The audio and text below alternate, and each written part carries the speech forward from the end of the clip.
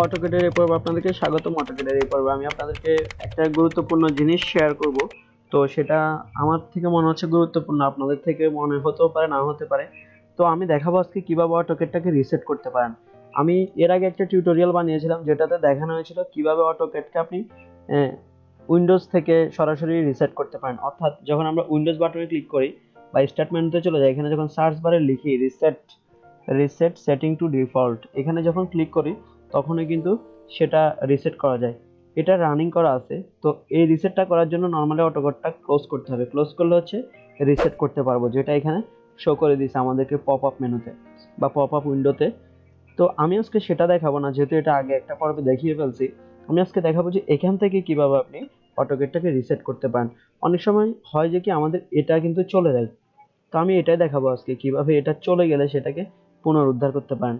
যেমন দেখেন, আমি সর্বপ্রথম এরকম কোনো কিছু ঘটলে বা ধরুন এটাও চলে গেল ধরলাম কমান্ড বারটা, এটা কিভাবে ফিরে আনা যায় এর আগে 88 টিউটোরিয়ালে আমি আপনাদেরকে দেখিয়েছিলাম। তো সেটা দেখে আসতে পারেন।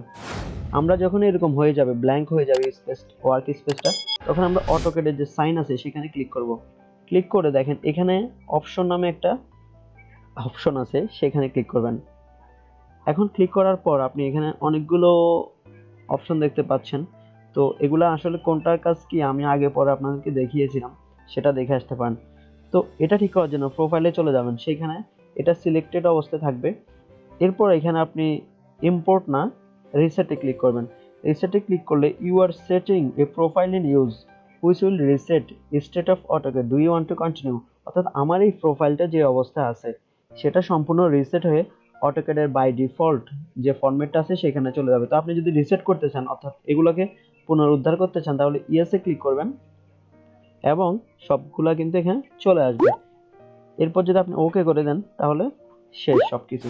তো আমি এর আগে 88 নাম্বার টিউটোরিয়ালে যেটা দেখিয়েছিলাম সেটার মাধ্যমে আপনার সকল সেটিং ঠিক থাকবে, কিন্তু আজকে যেটা দেখালাম সেটার মাধ্যমে আপনার পূর্বের যত সেটিং আছে সবগুলো কিন্তু মোবাইলের ফ্যাক্টরি রিসেটের মতো সব মুছে যাবে। তো এটা অবশ্যই খেয়াল রাখবেন আপনার আসলে কোন রিসেটটা দরকার।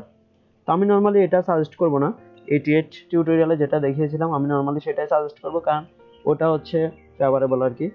তো ভালো থাকবেন, ধন্যবাদ সকলকে। ভিডিওটি ভালো লাগলে চ্যানেলটি সাবস্ক্রাইব করবেন এবং আমার ভিডিওগুলো ঘুরে ঘুরে দেখবেন। সে পর্যন্ত শুভকামনা, ধন্যবাদ।